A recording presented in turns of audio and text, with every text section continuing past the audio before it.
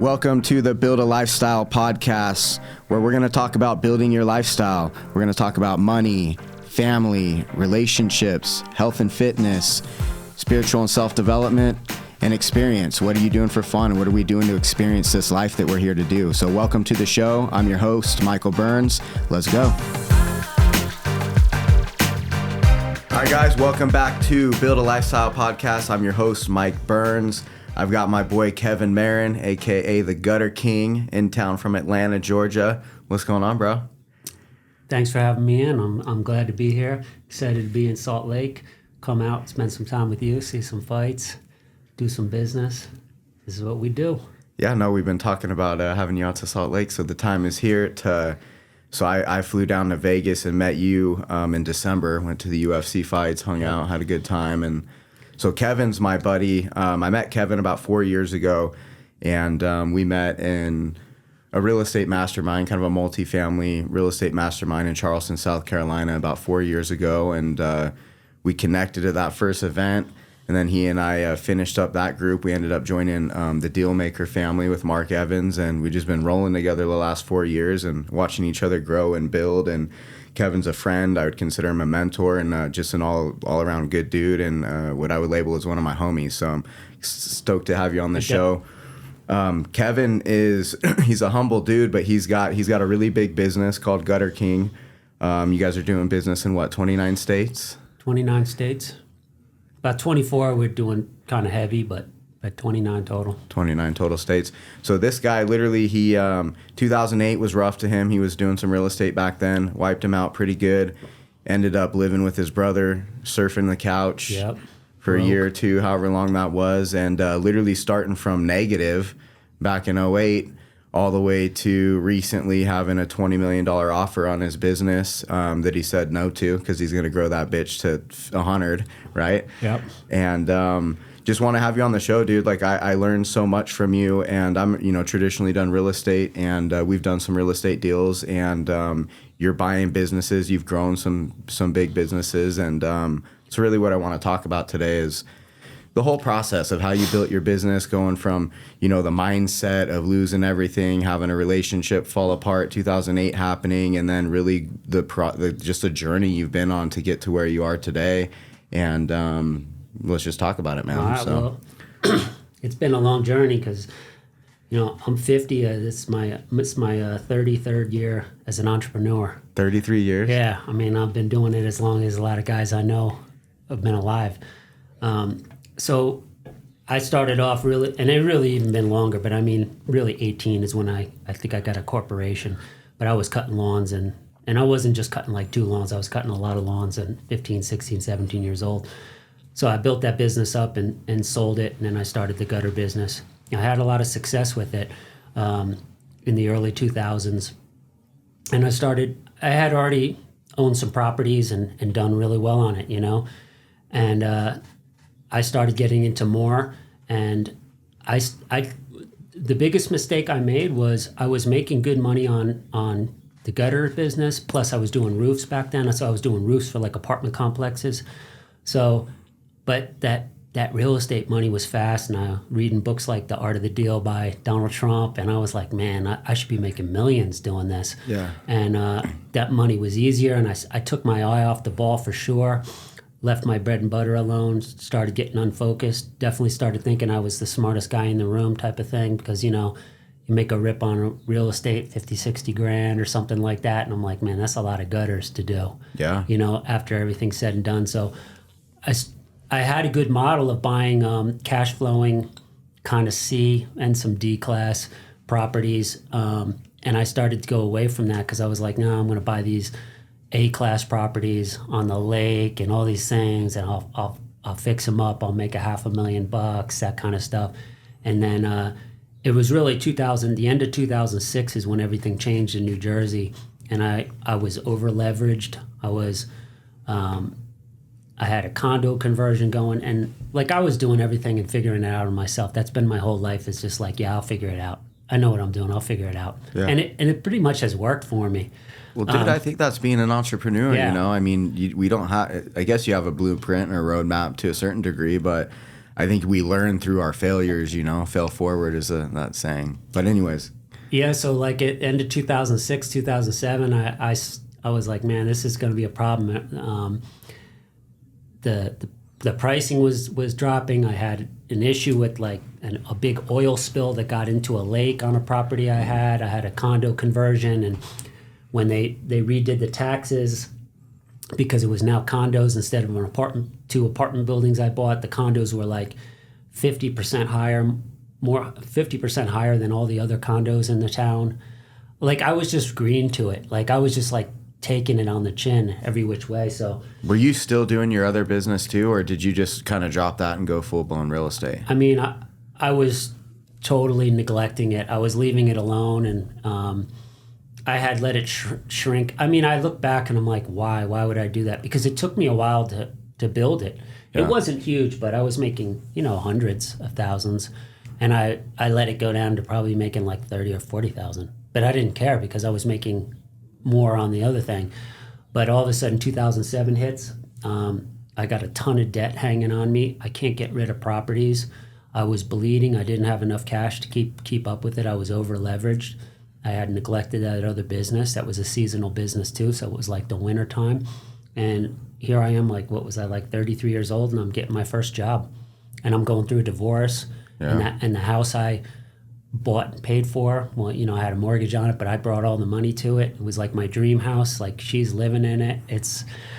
It was a humbling experience. I ended up on my brother's couch. I called up my brother one day, and I said, hey, I think I got to stay with you for a little while. And he was like, yeah, come on. So I went down there. I mean, he did have a 2-bedroom, but it was so much shit in the second bedroom that I was sleeping on his couch.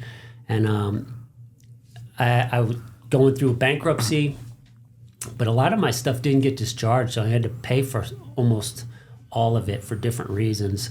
So I took a job. That was a mistake too. I did it because my attorney was like, yeah, you need to get a job, and anything you start and build up, because I felt like I could go just build that gutter thing back up. He was like, yeah, they're just going to take it anyway, so you need to just do this for a couple of years. So I was selling insurance, and super humbling experience. It totally changed me to the core. I went from kind of being an outgoing, funny person with a lot of energy to like very different. Like this shit kind of sucks. I was pissed off at myself daily. I was basically just like beating myself up every night laying on my brother's couch, like, how the hell, what did you do this for? Yeah. Like I was making so much less money in insurance than I was doing my businesses. And then it's like, it was just really hard. But then one day I was just sitting there staring at the ceiling, and I just decided this is the last night. This is like the last night I'm going to beat myself up about this shit. So real quick, what's the timeline? Like, how long were you in this rut, or how long were you kind of in this down and out phase? Probably like 6 months. So 6 months, yeah. And then you're just like, fuck this, this is the last night? Yeah, I was, maybe not even, maybe like 3 months. Yeah. Like I was getting up and doing stuff, but I didn't really see a path to get out of it. Yeah. I was like, this is going to take me like a long time, because I thought the amount of money now doesn't seem like that much, but I mean, it was less than $1 million, but it was like hanging over my head. So if you think, well, if I pay $50,000 a year off and it's $700,000, well, I mean, that's like 14 years. So you were rolling, you were carrying $1 million in debt? Yeah, but I paid off some things, and I renegotiated with some creditors and stuff like that. So I got it down to like when it was all said and done, it was like 481. It took a while to do that. So that was really my job. I was working a job, and then at night, my new job was like to renegotiate these things and like fill out forms and worry about taxes. And when I was about 4 or 5 months into it, I did do some gutter stuff on the side and some other stuff I was doing to get some money in the bank. And then like I got like this $31,000 tax bill from discharging debt. Uh-huh. And I was just like, it was just like, man, this, no matter what I do. Dude, like, it just stacks and fucking stacks. Yeah, and that's why I was like, and I was always like a guy who would go out and get drinks on the weekend and have fun with my buddies and stuff. And then, I mean, I look back, it's kind of embarrassing, but sometimes I'd be a Wednesday night and I'd work all day and I'd go to the gym and then I'd come home to this pile of shit and I'd see something like a $31,000 tax bill and then I'd be like, I don't want to deal with this. I'll just kill a 6-pack real quick. Yeah. Maybe 10 or 12 even. Like you just go, I didn't want to spend money, but it doesn't cost much to buy a couple of 6-packs at the liquor store. I might drink them till like 1 a.m. But I would still get up at like 6:30 in the morning and go at it again. So I started kind of like becoming this person who was like kind of kicking the can down the road. So yeah, when I started to really say to myself, like, I'm going to stop beating myself up. I'm not going to get out of this in 2 years, because that was kind of what I wanted to in the beginning. Mm-hmm. This is going to take me 5-7 years. I'm going to rebuild this. This is how I'm going to do it. And that's when I said, I started writing. I used to write in a notebook. I didn't do it in my phone. And I used to write down, like, kind of reverse engineer how to do that. Yeah. And I started visualizing. It's crazy to think some of the things I visualize. I was watching some home flipping show in Atlanta, Georgia, and I used to watch it like late at night while I was doing work. And I was like, man, I think I want to move to Atlanta, Georgia. That looks really nice. Now I own a really nice home in Atlanta, Georgia. So that was on my vision board. Then I lost a nice car, a nice Mercedes when during that. I had to give it back because I couldn't afford it, And that was humbling experience to go in there and do that. And that was on my thing. I was like, all right, I want to live in Atlanta, Georgia in a big house. I want to have a Mercedes back. I want to be in really good shape. At the time, I was like, I don't want to be drinking. Yeah. Even though I was drinking, I was like, I'll get rid of that. I haven't drank out in 4.5 years. So I started like visualizing those things. And then I started reverse engineering. And the good thing, one of the positives is when you have debt, and you owe people money, because I also owed my brother money. I had my brother like invest a home equity line. Of course, he made some money, and then when the shit hits the fan, like I couldn't just say, "Hey, it's your problem." Like I had to pay for that, so I was paying his home equity off. I was like, when you have all these things hanging over your head, you can't like think of like, well, how do I go make $150,000? Because that ain't gonna do it. You got to think like. So I was decided like, how do I net $1 million? Like, let me think of this. Yeah. And that's how I reverse engineered it. Like, how many complexes would I need for the gutter cleaning? What do I net on each one? How many guys will that take? How many vans will that take? All these things. And I wrote it out. When I wrote it out, I was like, yeah, this is kind of doable. I could do this. And, it might take me 3, 4, 5 years to do it, but I could do it. And then I just decided I'll do the work. And that included, getting up and running 5 miles a day and doing that work. And I just stuck to it. And then, I left the insurance thing when I got it humming, and that's how I did it. But it took a long time to do it. Well, a couple of things you said. I mean, I've heard your story a bunch of times before, and where I'm at and have been at the last 18 months, we have some similar paths crossing. So I've been able to lean on you a little bit for just advice and understanding, when life happens. But a couple of things you said through sharing that I want to point out. Number one was, there came the point in time where you were done moping and done being a victim and done beating yourself up and literally like having this forgiveness of self. Like, I'm going to quit beating myself up and, I'm not doing this shit anymore. Yeah. And I think really when you make that decision, like basically what you said is, I'm not going to be a victim to my situation anymore, is huge, right? So now you're taking accountability and you're in control of it. But the other part is acknowledging like, this is where I'm at. And I think that's one thing that a lot of people don't do, especially when they're, trying to figure stuff out, or maybe they're in a super tough situation or whatever it is. Until you sit down and you're honest with yourself, like 100%, like, this is where I'm at for real right now. This is where I am. Until you really acknowledge and see where you're at, you don't know how to get where you're going. So like, hey, this is where I'm at, which I don't like. This is where I want to go. How do I net $1 million a year? And then what does that process look like? So you got to get out of being a victim. You got to, say, I'm going to start doing things differently. This is where I'm at. This is where I want to go. And then one of the things you said is I started doing the work. And that's the difference of people who get stuck, or, because how many people do you and I know right now that are still talking about, oh, I was balling, dude. I was fucking this and that. And then I lost everything in 2008. And it's like, homie, that was almost 20 years ago. That irks me like nothing. Like there were so many guys in 2009 and 10, they were like wearing it like a badge of honor. Yeah. And they would be totally full of shit because I knew them. Yeah. They were like, man, I was making millions back then. I'm like, bro, you weren't really doing all that. Like they wouldn't be telling me, they'd be telling someone when I was listening. And I was like, I had already decided I did that. It had nothing to do with the economy and everything. Like I saw red flags. I did things. I went away from my cash flowing model. I started trying to do risky deals. I remember when I did that condo conversion, I was thinking to myself, this could go sideways. Yeah. This is risky. But I did it. Because you don't think you're seeing the market going, you're crushing it on your current deals, you're seeing everyone else doing good, and you're like, you just don't think it's going to happen until it does. I know people, I don't really hang out with them anymore, but I did up until 5 years ago who were still using 2008 like in 2018 as an excuse. Like, bro, it's you. Yeah. 10 years, like get it together. And they might even had like even much smaller losses. So yeah, I was doing the work, and the work wasn't a problem for me because that's just how I've been. Like, you know, I was cutting lawns, like 100-something lawns with like one guy back in the day. Like I was out there like from 7:30 in the morning till 8 at night. Like it would be pitch black and I was cutting lawns. So, you know, I think I told you, I used to stay up at least one day a week during that 2008, I was doing that all the way up to like 2014. So I would on every Sunday, I would wake up kind of late, like 9 a.m. And then I wouldn't go to sleep till, this sounds crazy, till Monday night around 11 o'clock at night. I did that every week. And then I sometimes did it on a Wednesday too.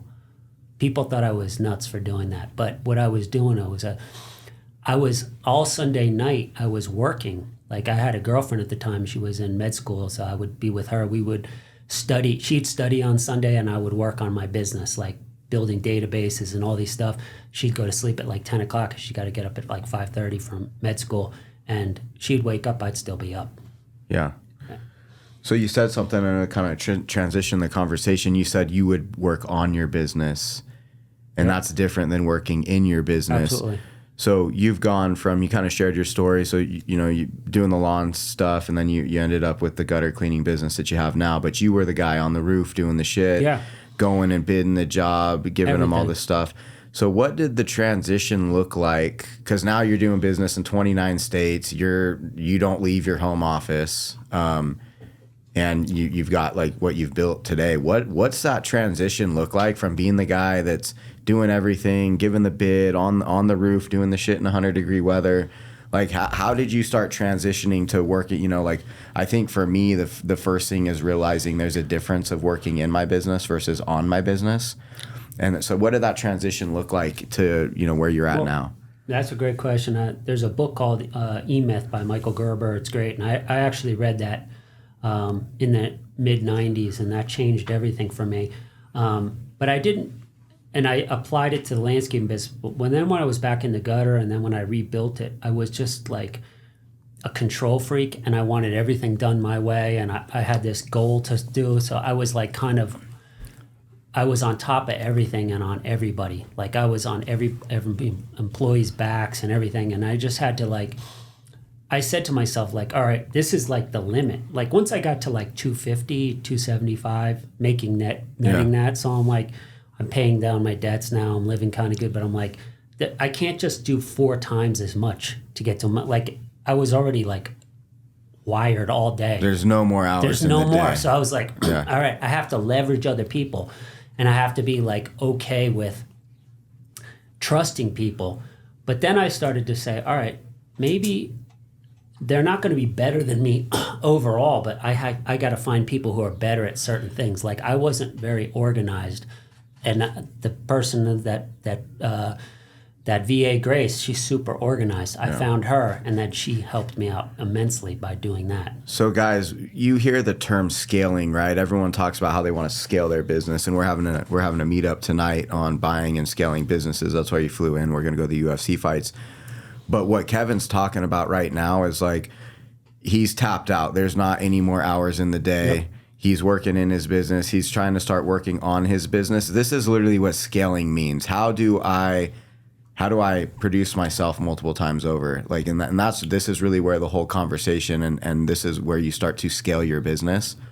So I wanted to point that out as you're doing it, because this is literally what the transition looks like to where you start duplicating yourself and buying time and really scaling. Well, I'll tell you a great exercise that I did, and anybody can do it, and anybody should do it. And it takes a little time. So I'll give it to you in a minute. Write down on a spreadsheet, make one column of everything you have to do in your business, everything. Bookkeeping, invoicing, handling employees, sales, marketing, and then you can have a header like sales and then the 4 or 5 things you have to do under it. Write them all down in column A. Then in column B, put who's responsible. So I did that, and at the time, I was doing 90% of it. Yeah. And then I highlighted the ones in green that I got energy and I liked, and I'm like, I'm good at this. I need to do this. This is like super important. I have to do this.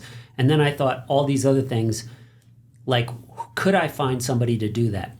And what you'll find is we're not that important. First of all, you can find a lot of people who could do all these other things.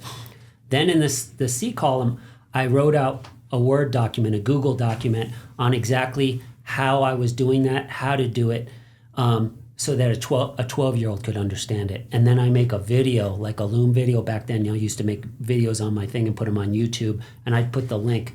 So now you have everything you do in your business, who does it, a document on how to do it, and a video of you doing it. Yeah. So you could do that for physical things in the field, like if you want to say, hey, I want to show you how to gutter clean, or how to clean up, or how to set up ladders. I literally was doing videos on all those things. And you'll say, well, I don't want to do that, man. I don't have time to do that. I have the work. This is how I would motivate myself. Once I get all those columns filled, I can retire from this task. Yeah. And then if you hire somebody and they don't do well, you have a manual to do it. So now if I look at that same sheet, I have updated ones, I'm like barely on it. I'm only on stuff that I get energy from, or I find to be like dealing with regional managers who have 30 or 40 properties. Like, I want to deal with those guys. Yeah. I like that relationship. Yeah. I don't want to hand that off to someone. But like getting certificates of insurance and like, chasing payments, like I used to do all that. That drained me. I totally hand that off. All I do is look at a report once a week. Yeah, and when I've gone through this same process in my business, because, dude, I remember I would be on my phone, dude, closing deals, raising money, dealing with title companies, talking with contractors, and fucking watering grass at one of my flips because it's 100 degrees outside and the grass has to stay green. And I'm like, no one else is here to do it. It needs to be done right now. So I would just jump in and do it. That's how I've done it. I would just jump in and do everything. And I would be sitting there. I would call my wife at the time, just pissed. I'm sitting here trying to make $1 million this year, and I'm doing $10 an hour work, watering fucking grass, and then I would do the same thing the next day and the next day. And it's like, until you decide to not do it anymore and you simply say, I don't do that, like, you just are gonna keep doing it, right? Yeah. So I did that for years, bro. I'm like, my vision board says I want to make $1 million this year. That's real. I can absolutely do that. We're there. But I'm watering grass, and I could pay someone $10 an hour to do this. What am I doing? And I would beat myself up like that for years, dude. And then now it's like I laugh at the prospect of even the idea of even doing that. I'm like, there's no way. Like, so what I would do is I would look at, okay, kind of what you do. Here's all the different shit that I do. And I realized a lot of the stuff I was just doing because it made me feel busy and it made me feel productive. And if I felt super busy and super productive, then like I'm a baller, right? I'm doing shit. I got a lot going on. I'm important. My significance bucket's super full because I'm doing all this shit. But when I look at it, I'm like, dude, you're just doing shit for the sake of feeling busy. Like, I'm being productive, right? So then I started looking at it, and I started with, okay, if I can pay someone $50 an hour or less to do the thing, I don't do it anymore.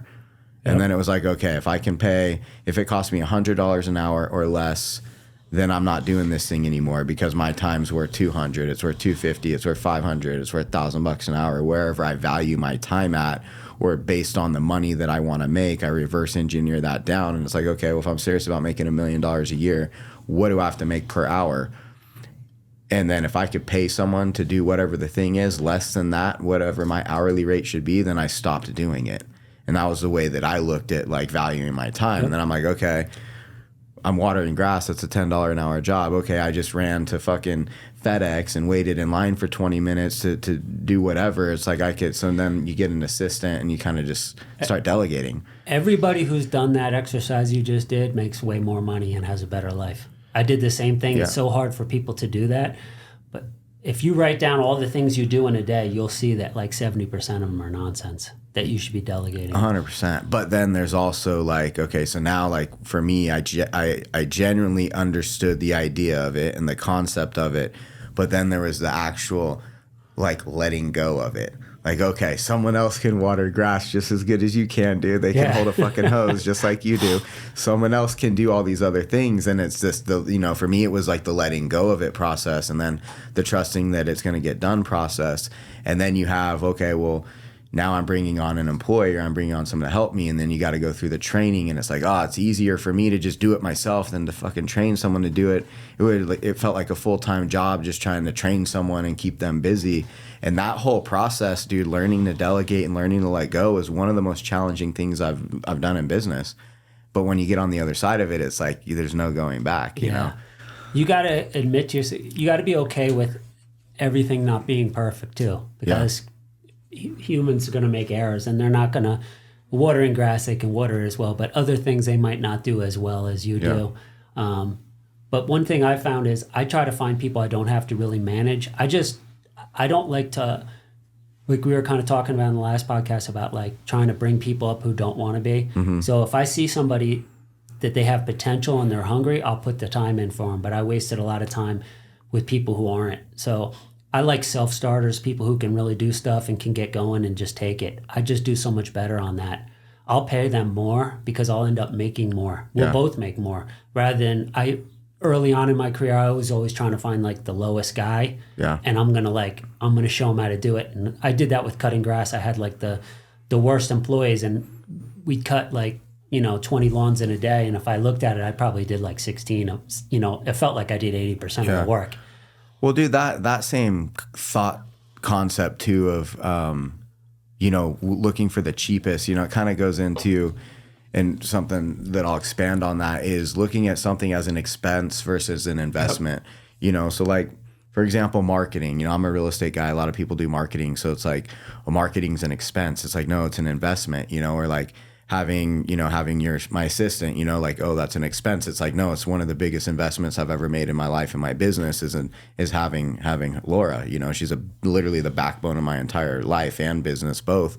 But that's an investment, and you're investing in the people, you're investing, monetary investment, your time, all the stuff.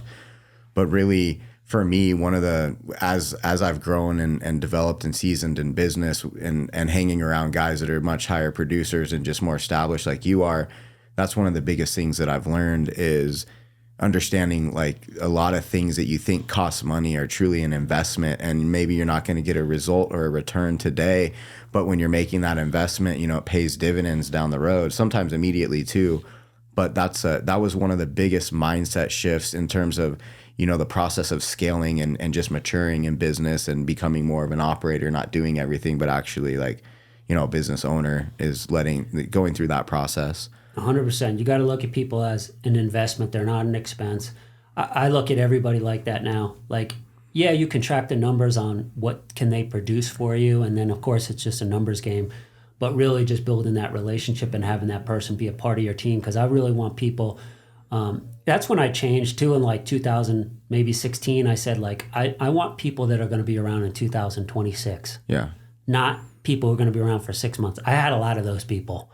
Where I'm like, I don't know if they're going to be around next year. I don't even know if I cared, because I would just feel like I'll just fill them in. But then I thought, no, I need people that, like, they get up and they're thinking about this business. So I have to pay them accordingly. I have to cut them in on some profit sharing and all that kind of stuff. So I do that with the key members of my team.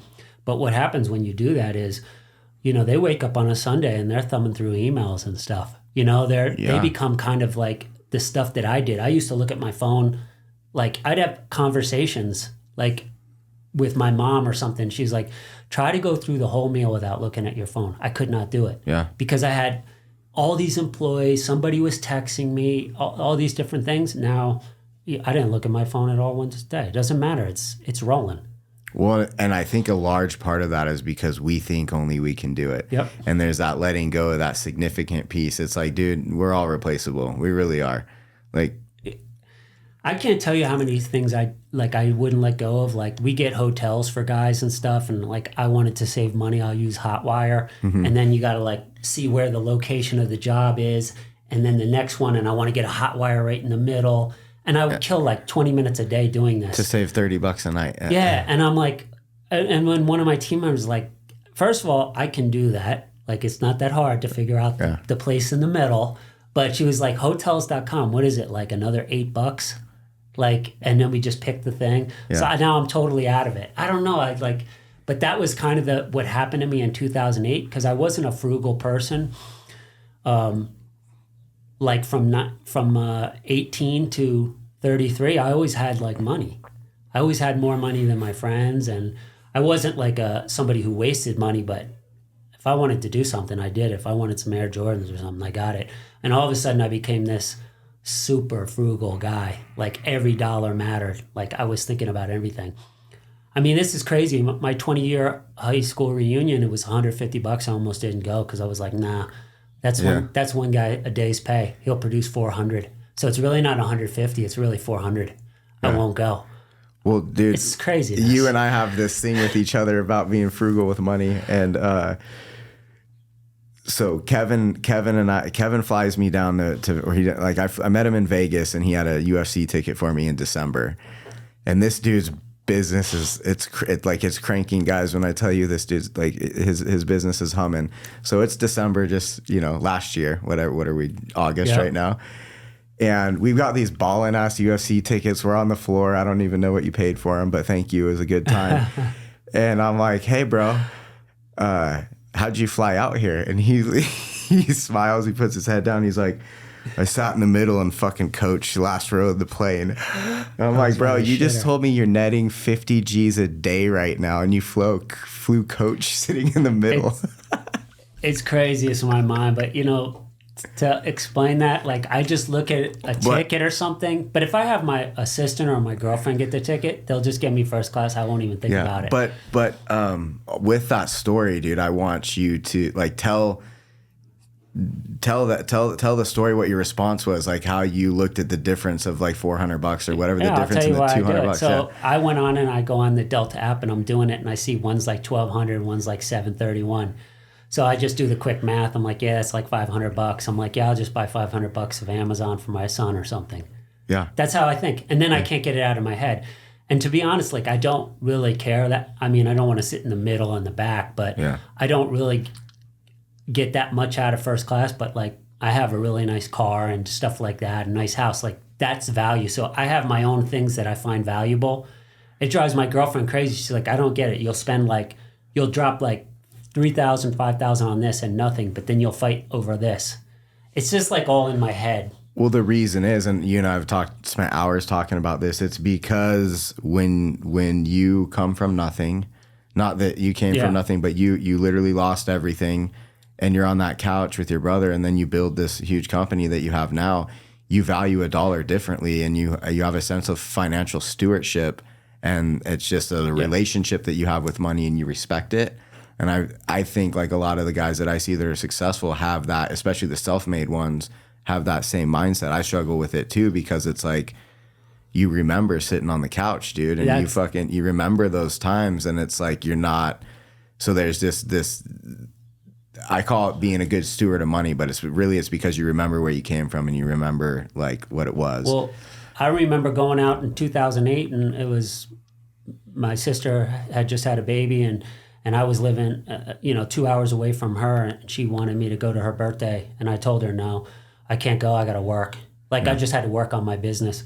And she got upset. And she was like, come on, you never. And she's been a great person and helped me during that time.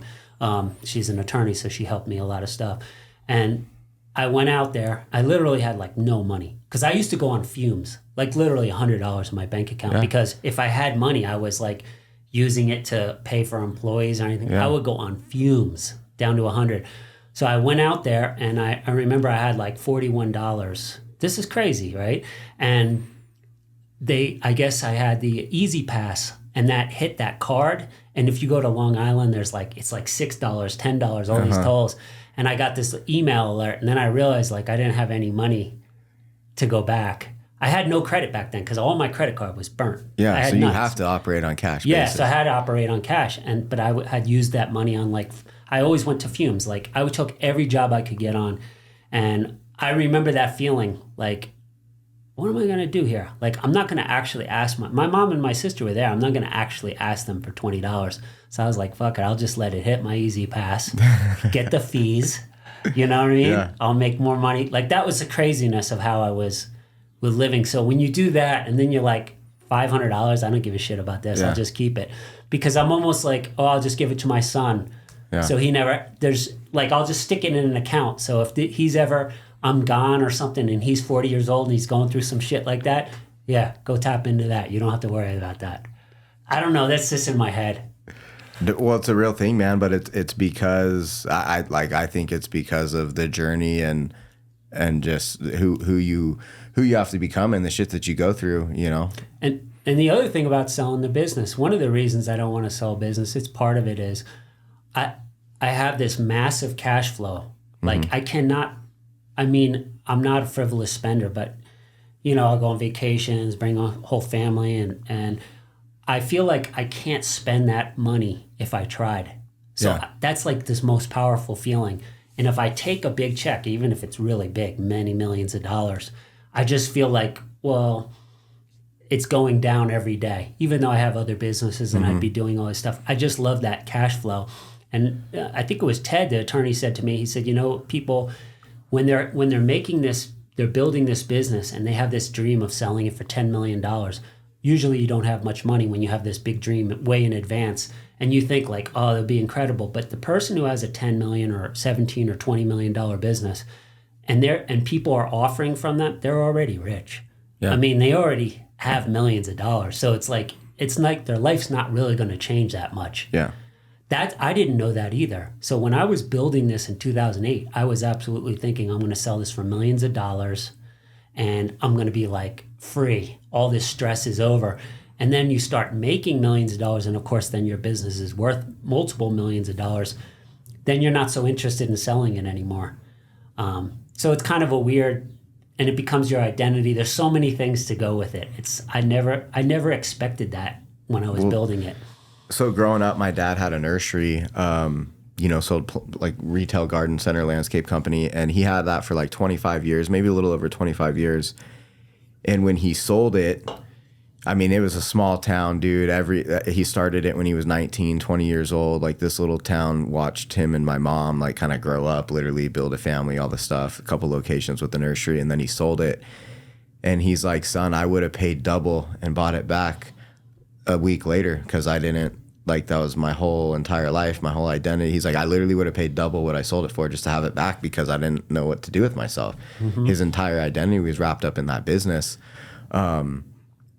So yeah, just figure I'd share that because it's well, I totally understand. You know, I sold my landscaping business in 2001, and it was hundreds of thousands, so just low hundreds of thousands, but it was good. And I took that and I got into real estate, and then I blew a lot of that money right when everything hit. But yeah, when it was 2008 and I was on my brother's couch, I was absolutely thinking about, you shouldn't have sold that shit. Yeah, because I was making $100,000 a year. And I was like, well, I would have just been having that. I wouldn't have had that problem because I wouldn't have had the money to kind of go crazy. Mm-hmm. And then I would have had that flow. I definitely wouldn't have been selling insurance, and it would have been bigger. It was growing like 10, 12% every year.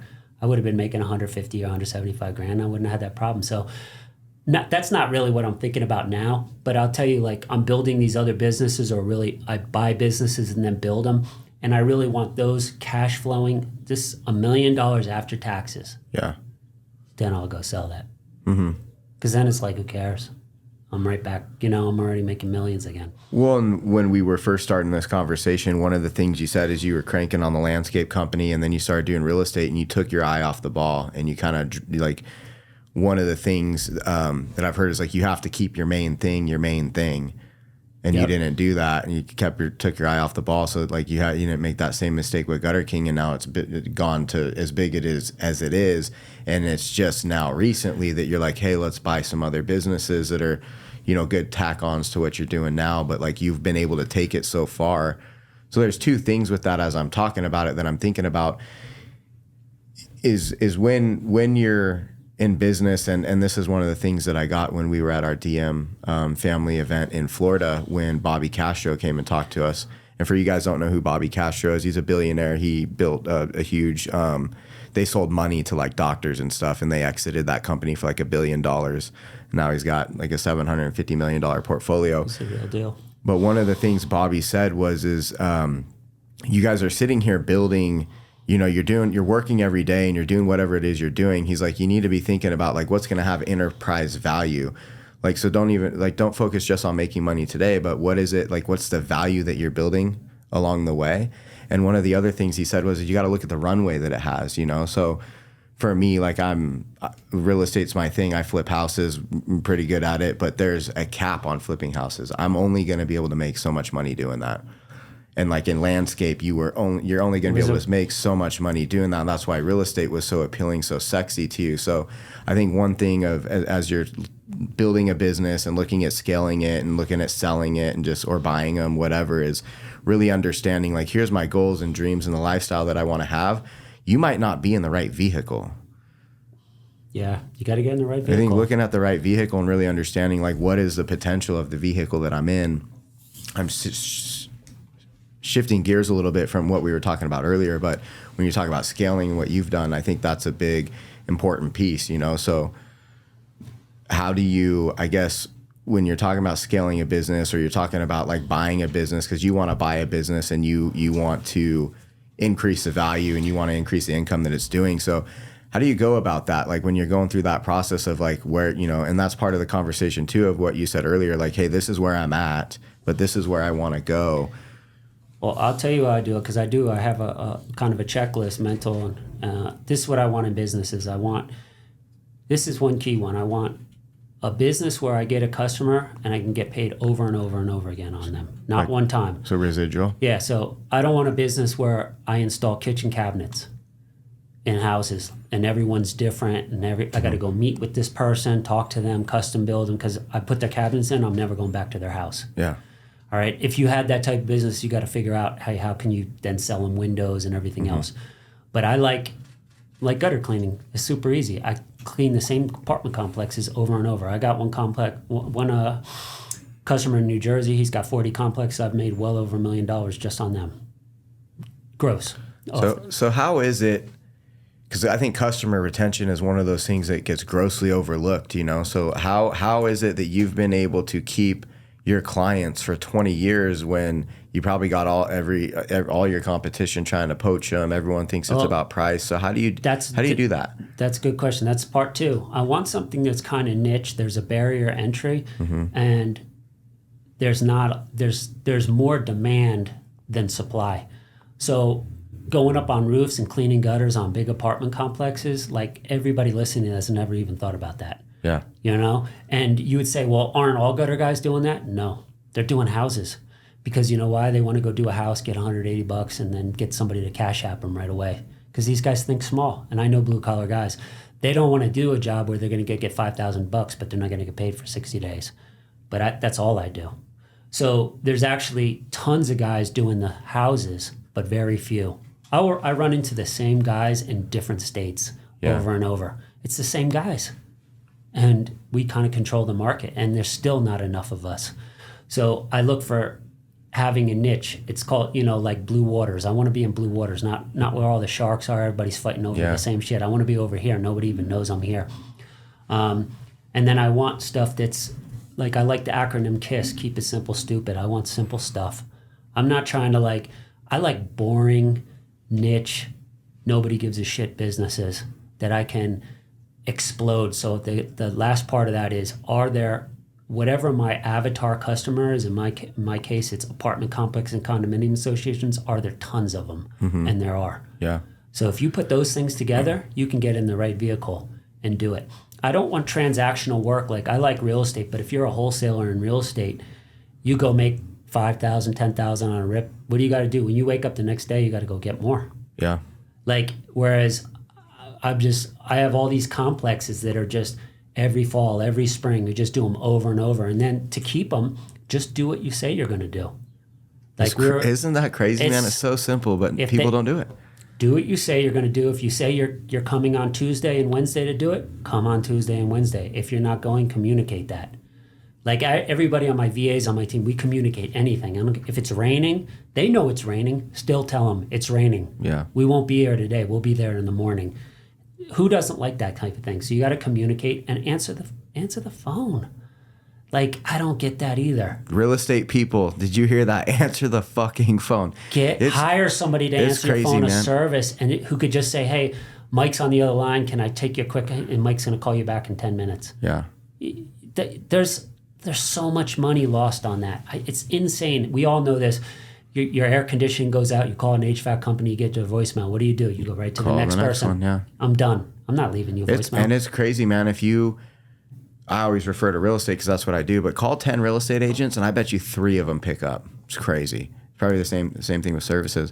So another thing I want to bring up too. So, we talk about you're looking at understanding the ceiling that is in the vehicle that you're in, right? So like you can only go so far flipping houses, and you got to move into a commercial or bigger deals or development or whatever. Yeah. What do you think the thing is that gets in the way of people's way mentally? Like a guy wants to go from wholesaling houses to maybe flipping or development, or a dude, all these guys you're saying doing residential work, and they could shift over into commercial and charge way more money and have so much more options and a lot greater ceiling in the thing that they're doing. But I think fear of making that transition or making that move or walking away from what's working on a small scale, like the idea of leaving what you have that's good for what you want that's better.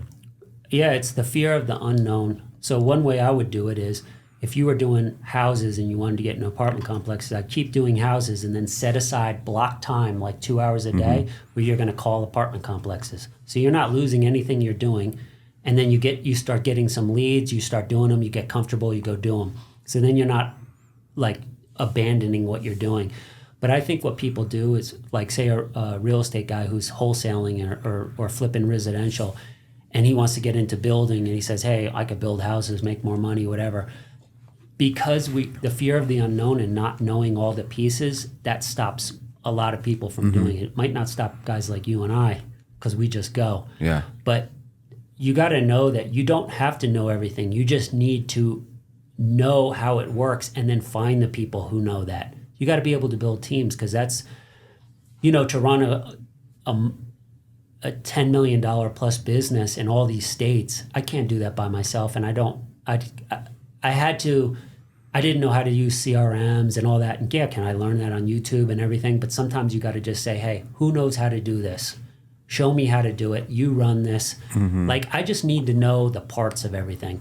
I have 2 roofing businesses. I used to install roofs on apartment complexes. I've never laid a shingle. But I know how everything works, every material. I know how the process works and everything. You just need to know that. You don't have to be able to do everything. But that could have stopped me from doing it. I was doing big roof jobs. Well, it's the same thing in real estate with flipping houses, dude. Like, I'm not swinging hammer, and I couldn't frame up a wall, but I definitely know you do this first, then that. Like, I know the entire process to build a house and what needs to happen and in what order, but I couldn't actually do it myself, with the skills. I don't know what that number is, but if you have a hammer, if you have a ladder, whatever it is, I don't even know if you can get to 250 doing that. Probably really you're going to be at 100. The only way you get to 250 if you were only kind of doing that for a couple hours a day, because that's what I did. I was doing everything, and then I would roll up in a nice car, and next thing I know, I'd be on the roof in white Air Force Ones, getting them dirty, and I'd be on everybody's back. And then I started saying, I would tell myself, do not get on the roof. Like, I would have to, because I would just want to get on it. Yeah. I'm like, you got so much shit to do today. Do not waste, because that's a $20 an hour job. Yeah. So if I spend 3 hours there, now I'm all sweaty. What did I make? $60? I could have been on the phone. I could have been making deals happen. You got to, like, compartmentalize all these things. Like, what should you be spending your day on? What's the drivers and what's not? And then you got to get you got to just believe and trust in people and show them the way on how they can be the best versions of themselves. Some guys just want to clean gutters. Yeah. So I try to put them in a position to win. Like, what do you want in the van? What kind of tools? Tell me, and then I put somebody to manage them, and that's how it works. Some people that's what they want to do, and that's okay. Well, I think being part of a good leader is seeing and understanding what people like and what their skill sets are, and then helping them flourish in those areas, and then maybe pointing out the stuff that they got to work on that maybe they're weak on. But I'm always focused on what are the strengths, not are the weaknesses, and how can we all operate at what we're doing best. Yeah. So I want to focus on, I heard MMAs one time, and that's money-making activities.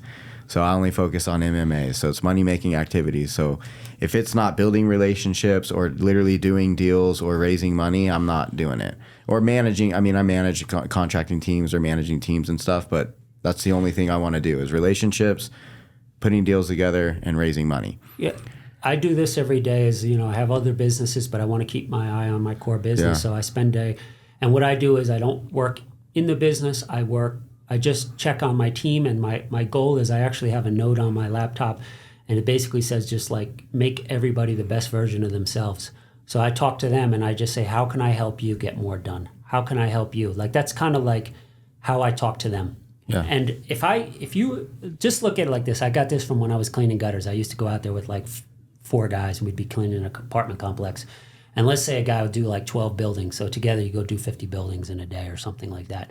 So I used to think, well, if I'm doing, and I was moving, so I might go do 15 by myself. Then I started saying, well, what if I do 9, but I get everybody to do 3 more? Mm-hmm. I'm going to help them be, instead of them doing 12, I'll get them doing 15 or 16, making their life easier, and I'll do less. And all of a sudden we start doing 60 buildings a day and 65. Like that's kind of how my whole attitude is with my team. Like, how do I just help them be the best versions of themselves? It's less work, you'll make more money, and that's really the way to scale.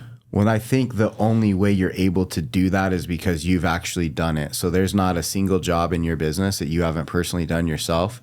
So when you're sitting here talking to these people on your team and you're asking them to do what you're asking them to do, they know damn well that you're willing to do it and you have done it, and you'll get in there and show them. Not so much anymore, you're going to roll up your sleeves, but when you're a leader and you're doing that, and people, they're going to respect you when you are willing to do or have done the very thing you're asking them to do. Yeah. And you can't really, it's another thing too. I see a lot of people, they just want to delegate everything, and they want to like have teams, and they want to they just want to sit there and like act like they're a quarterback. And it's like, you how can you ask people to do shit that you've never done yourself or you don't know how to from a leadership perspective? And when you're talking about, because you have, how many VAs on your team, and you're running 18 or 20. Yeah, you got 18, 20 people, and you've got managers that are managing them. But like, and even your managers who are managing people below them, they're able to do that because they're doing the very thing they're asking and expecting the other people to do. Exactly. And I think that's a huge part of the culture, which is the culture that you have is really what you're scaling on, is the culture and the core values of your company. And without that buy-in, I don't think you could never get to the size you are, right? That's the way to do it. All my VAs have moved up, and they manage people on jobs they already did. Yeah. So the same thing, everybody wants to be the quarterback, but you can get there, but you first have to do the stuff. Yep. I hate when people are like, yeah, I'll just buy a business, I'll put an operator in. Like, it's not going to work that way, bro. They'll feel it off you. I had a guy who was a white-collar guy, and he was trying to buy a gutter business, and he was asking me about it, and he had like 19 employees. And I mean, when I mean white-collar, just like a stiff guy who's never done anything dirty in his life, I said, bro, it's not going to work. Well, they're not going to listen to you. So, dude, this reminds me of your event in Florida, the Blue Collar Millionaire event. I spoke at Kevin's event, and a guy came in, and he basically was wanting to do exactly what you just said, and he wanted to just buy an existing business that was already humming and just come in and be the owner. And I was like, dude, you'll run it into the fucking ground in less than 90 days. And he was kind of taken back that I said it to him, but I'm like, you don't know anything about any of it. How are you going to have the people who are there with a new owner going to like you and trust you and respect you when you have no clue what's going on? Like, how are you going to come in a leadership role and do that? He was kind of saying, like, I don't know numbers. I'm not good at numbers. I don't know this. He was telling everything. And, like, we were all like, oh, man, if his team heard that would be horrible. And whether you say it, tell them or not, they're going to sense it from a mile away.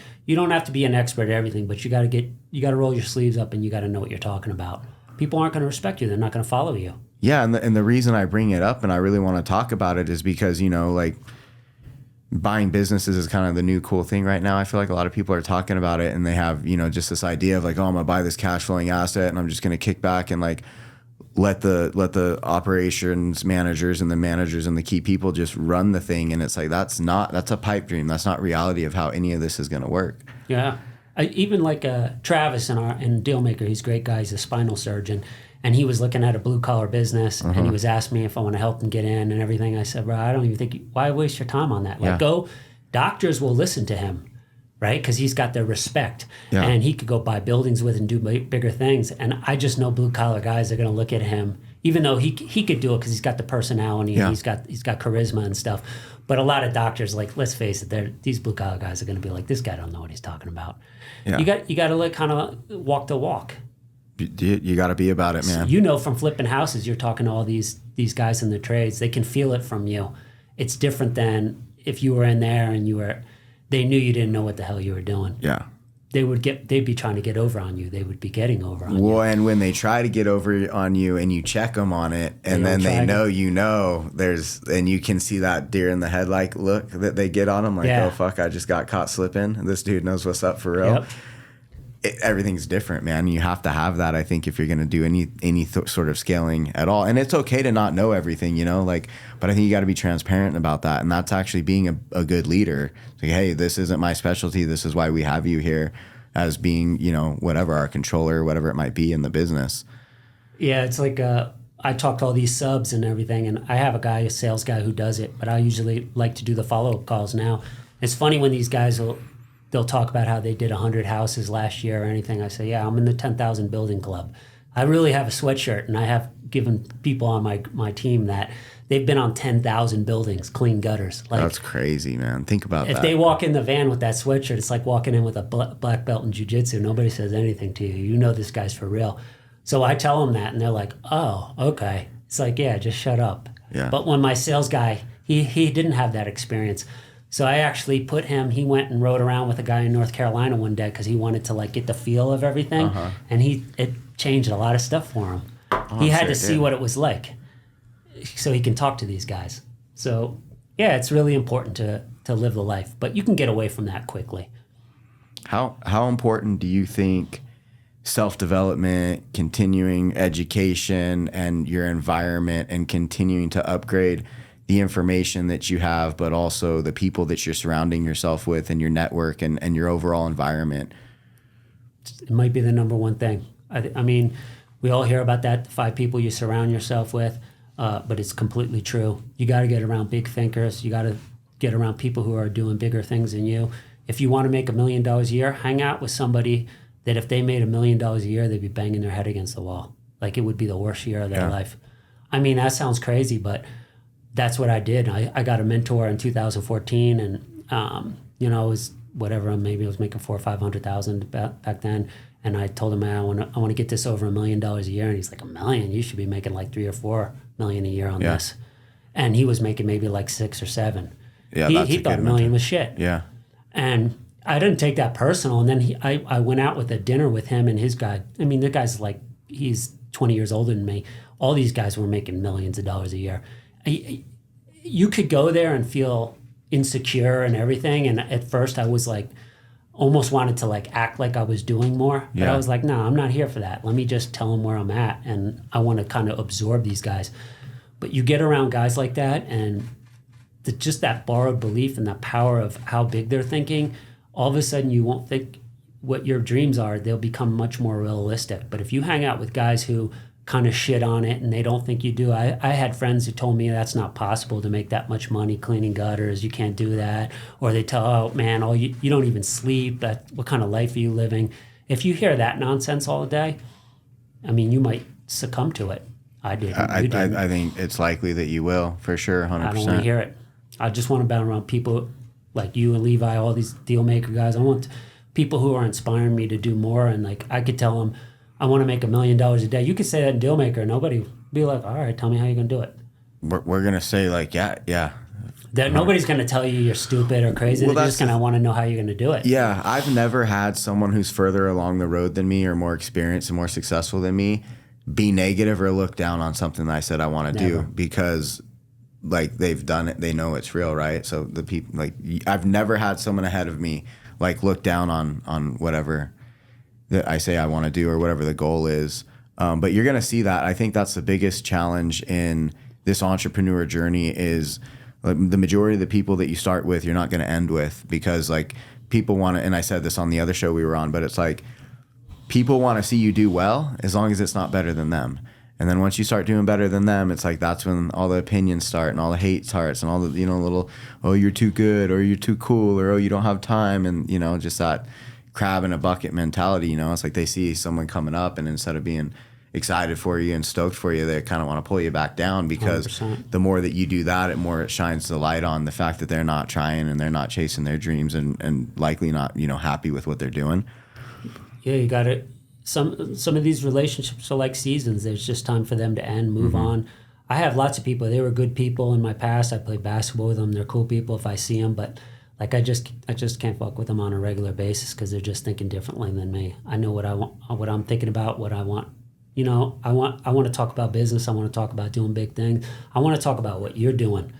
Like when I come to Utah, I want to hear about your business. How everything's going. That's what we were talking about last night.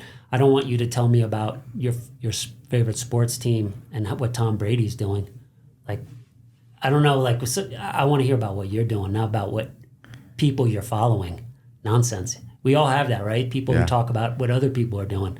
So tell me what you're doing. But I want to know it's big stuff, and I want to help that person get wherever they can get on it. Super important to me. Yeah, no, I agree with that. So what?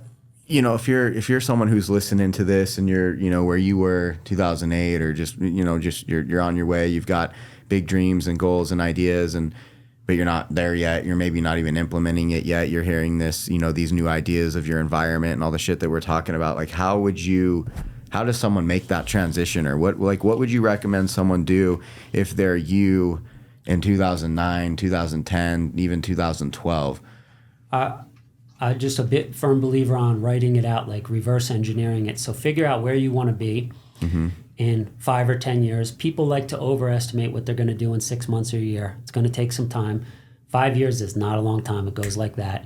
So if you want to make $1 million a year, if you want to make 5 million, whatever it is, write it out and then reverse engineer it. How would I get there? How many customers would I need? Or how many houses would I need to build? Or whatever it is, whatever line of work you are. And even if you're not completely sure what business it is, by writing that out and doing that exercise, you'll realize, well, I can't do it in this business. It's just not going to work. Yeah. I can't just cut lawns to get to millions of dollars. That's not going to work.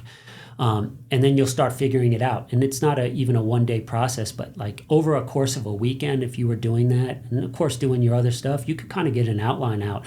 And what you'll find is that's not that hard. This is doable. And be realistic with yourself and your skill sets. And then write down what you're good at, what you like and what you get energy, what you're not good at. I know what I'm not good at. For years, I kind of fought it and just like, I'll just figure it out, and it would drain me. Now I just outsource that to people who are better at it, who get energy from it.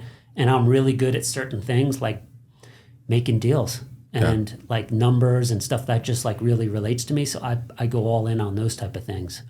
So that's what I would do, is reverse engineer it and then make a plan out and say, how could I do this in 5 years? And then once I start going on that, this sounds crazy. I did this for a long time. I still do it, but I did it for years. I'd spend like a half hour in silence, no phone. And I'd just say, all right, let me work on one problem today. How do I make this better? First of all your problems will go away in 6 months mostly. But sometimes I would do like, how can I do this faster? How can I do this more efficient? How can I do safer? And I'd just sit there and think about it. If you do that over and over, you'll just get so lean and so profitable in business that was like a huge factor for me. People want to just look at their phone and waste time on Instagram. Like, take 20 minutes and get in some thought. Like, how do you do this? I like to ask myself, how does this look if it's easy? So if you want to buy a $5 million home, if you have a $4 million mortgage, that doesn't sound easy to me. That sounds kind of stressful. Yeah. But if you say, well, how would I do this how would I net $5 million on some deals so that I could just go buy this lake home? if it's not easy, I want to figure out the path of least resistance. It might take me 5 years, but what's the best way to go about that? And then once I see that plan, I'm down for the work. That doesn't scare me. I think that's the difference is the work part. Yeah. You know, and doing the work isn't setting up your LLC and getting your business card and getting your headshots and like doing all the shit that's like not work. Yeah. Like the real work is just Nobody go get cares started. about your logo. Get going on it. Yeah. It's like going to the gym. Like, yeah, you're going to have to, are you going to go every day and eat right and like push yourself? Like, you know, getting a membership and telling people on Instagram you're on this 30-day challenge, it's nonsense. Yeah, I got to get a membership. I got to join the challenge. I got to post about it. Well, shit, I need some new shoes and I need to, you know, I need new gym clothes now. I'm going to do everything other than the work, right? Yeah, move in silence. Like, yeah. Maybe now because of social media and because I'm trying to have a little bit of platform and help people, I might tell people what I'm doing. But I buy businesses now nobody knows about. I'll let them know when I double it and triple it. Yeah. I'll move a silence. I like it. What I would add to that, dude, and then we can wrap up. I know we've been rolling, but is your environment. You know, you can have the best intentions and the best plan, but if you don't have an environment that's going to be supportive to that and an asset to that, and you know, supportive of whatever it is you want to do, you're not going to get there. Like if you're trying to be positive, but you're in a negative environment all the time, that's just going to chip at you. So what does that mean? Your environment, for me, that's like number one, who's the people you're hanging around? Are they assets? Or are they liabilities to you? You know, what are you taking in? Like, what are you reading? What are you listening to? What are you eating? What are you drinking? Like, everything that you're in control of that you're putting in, like, what is that? Is it in alignment with who it is you say you want to be? Or is it in alignment with, like, how the person would operate who's capable of producing the results you say you want to do? And that's the difference of, like, wanting something and actually you're going to do it. Like, there's a difference of wanting it and doing it. And I think that's, you know, doing the work, but then also being aware of your environment. Because if you're sitting there going to the gym all the time, but you're drinking soda and drinking beer and smoking all the time and eating like shit, the efforts that you make in the gym aren't going to do you any good. So if you're sitting here reading books or you're trying to like do your business and stuff, but you're hanging out with losers and you're going out to the bar on the weekend, and you know, basically for every 2 steps you take forward, you're taking 2 steps backwards, you're going to stay stagnant. And you'll get burnt out and frustrated doing that. Yeah.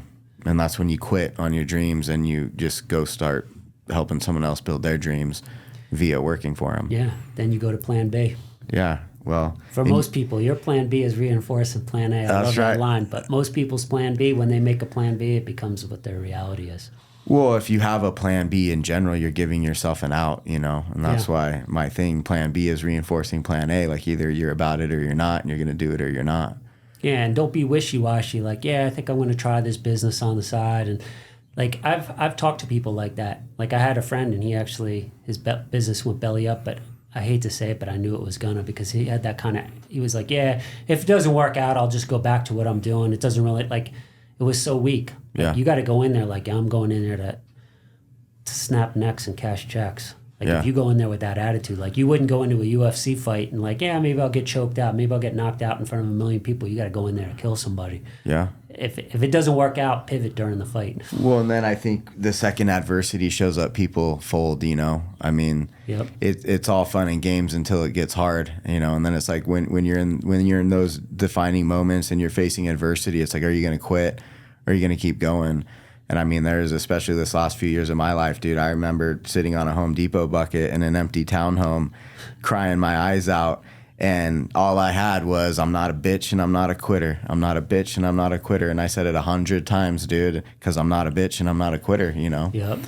And I think until you adopt that attitude and that mindset with yourself, like, it doesn't matter what event you go to, what book you read, what podcast you listen to, what business lunch you have. Like, it doesn't matter what external thing you do until internally, I think, you commit to yourself and your dreams and who it is you say you want to become, and you go fucking do it. Telling yourself you're not going to quit and then not quitting gives yourself tons of confidence. So a lot of that from 2008, by doing the work, and I was actually seeking adversity by like running 5 miles a day in the cold and stuff. Like, I like that because it gives you tons of power, self-belief when you do exactly what you say you're going to do. Like, the work becomes easier. But when you're always like quitting, it could be anything. You said you were going to work this weekend, you didn't. You said you weren't going to drink, you did. Whatever it is, that becomes your reality, and you know it in your head. It's a relationship you build with yourself. Either your word means something to yourself or it doesn't. And the second that you start slipping on it and you say, oh, I'm going to go to the gym on Monday, and then you don't, like, you just, whether you know it or not, you just lost respect for yourself. If you say you're going to be on a diet, or you say you're going to do something and then you don't do it, whether you consciously realize it or not, you're losing respect for yourself. And every time you do that, you know that you're saying something that you're not actually going to follow through with, and you're not going to have self-confidence. Your self-confidence is going to slowly lower.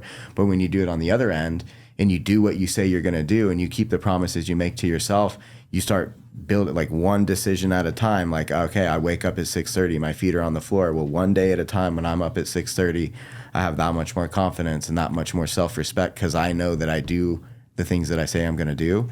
And then when you do that, you start getting results. But then even before the results come, you have momentum, because now you're like getting that positive, like, yeah, that's another win. That's another win. That's another win. And then stacking wins. Yeah. And then you have self-confidence and you have momentum. And for me, dude, when I see results and I get momentum, like, I just want to double down even more and pour more gas on it. And that's how you build momentum and actually build something. Yeah. Stacking wins is super important. When you stack wins on your own, you're just going to get more. Because the opposite's true. When you say you're going to do something to yourself and you don't do it, you just stacked a loss. Yeah. And you stack a bunch of them, and next thing you know, your life becomes I know that. That's how I felt. That's why I was like, yeah, I'm going to stop beating myself up. Fuck this, I'm stacking wins. I'm with you. And I think everyone thinks we're talking about building businesses, man, but really the bottom line is it's who is it that I'm building and developing as an individual that's capable to produce the results that we're looking for. That's really what it comes down to, and that's the whole Build a Lifestyle podcast. That's what we're doing. We're building businesses, we're building a lifestyle, we're building who we are as people. 100%. I'm really glad you had me on. Yeah, bro. So where can people find you at? You can find me on Facebook. Last name's Marron, Marron, Kevin Marron. There's only 2 of us on there. Blue Collar Millionaire, bluecollarmillionaire.net, and Blue Collar Millionaire is my Facebook page. Anybody can go on there for free. I try to give a lot of good info, help guys, not just blue collar, it's business owners. I did things that work for me to make money. Go on, you can find me there, message me. I read most of my messages. I try to get back to everybody. Yeah. Well, and take 30 seconds to tell people what Blue Collar Millionaire is, just so they know. Blue Collar Millionaire is a Facebook group. Me and my partner, Chris Garrison, we started. I've been helping kind of blue collar guys for a long time, try to think bigger and make money. And in there, we're just basically working with them to scale their businesses. And my goal is to help 1,000 blue collar guys become multimillionaires. That's kind of like, and I know I can do that. 100%, and you can do it because you've done it. You know what the blueprint is, and that's why it's so important to find a mentor and to have people around you that have done the very thing you're wanting to do. Yeah, I've done it, and I'm doing it, and I'm going to continue to do it. And I only talk about shit I do and know. I won't talk about other stuff. That's right. Well, dude, you're a friend, you're a mentor, you're a homie. I appreciate you. I'm stoked to have you out in Utah. We're going to go watch the UFC fights tomorrow. Hell yeah. Check out Park City, and welcome to Utah, I'm excited. Man. Okay, thanks for being on the show. Thank you. We'll see you guys next week, guys. In the meantime, go build that lifestyle.